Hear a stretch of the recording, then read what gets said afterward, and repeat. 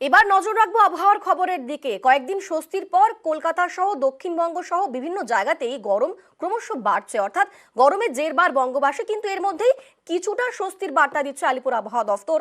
কাল থেকে কলকাতায় বৃষ্টি, মঙ্গলবার পর্যন্ত কলকাতায় বৃষ্টির পূর্বাভাস। তবে আজ মেঘলা আকাশ থাকবে কলকাতায় এবং তারই সঙ্গে দিনভর গরম এবং অস্বস্তি থাকবে। ঠিক কি বলছে হাওয়া অফিস? আমাদের সঙ্গে সরাসরি রয়েছেন প্রতিনিধি সান্নিক।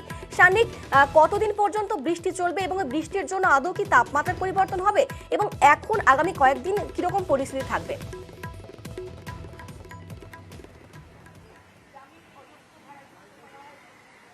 দেখো, যদি সার্বিক পরিস্থিতি বলি সেক্ষেত্রে হয়তো খুব বেশি স্বস্তির খবর নেই। তার কারণ রাজ্যের অবস্থা যদি বলতে হয় সেক্ষেত্রে 7 জেলায় কিন্তু আবারও তাপপ্রবাহের সতর্কতা জারি করা হয়েছে।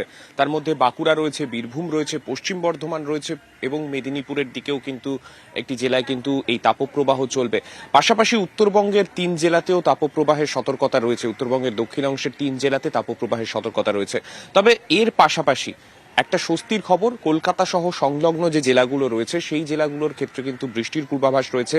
আজকে সেভাবে বৃষ্টির পূর্বাভাস না থাকলেও আগামী কাল থেকে মঙ্গলবারের মধ্যে বৃষ্টিপাত হতে পারে, বিক্ষিপ্তভাবে বৃষ্টিপাত, যার জেরে কিন্তু তাপমাত্রা কিছুটা কমবে, 2-3 ডিগ্রি কমার কিন্তু একটা সম্ভাবনার কথা বলা হয়েছে।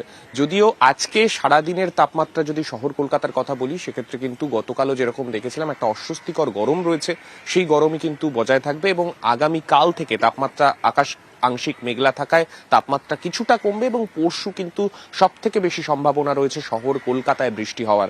তাই বজ্রবিদ্যুৎ সহ বৃষ্টিপাত এবং তার পাশাপাশি কালবৈশাখীর পূর্বাভাস রয়েছে দক্ষিণবঙ্গের কলকাতা সহ বেশ কিছু জেলাতে।